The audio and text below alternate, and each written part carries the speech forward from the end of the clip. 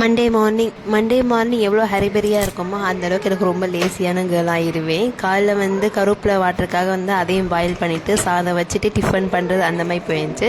பாப்பாவுக்கு சிம்பிளான lunch box தான். பருப்பொடி போட்டு நல்லெண்ணெய் போட்டு கலரி கொடுத்துட்டு முட்டை கிராம்பிள் பண்ணி கொடுத்துருந்தேன். ஸ்நாக்ஸ் பாக்ஸு இந்த நப்பாட்டி தான் வேணுமா, இந்த நப்பாட்டியில் அப்படி என்ன தான் இருக்குன்னே தெரியல, அது வச்சு விடுங்க சொல்லியிருந்தேன்.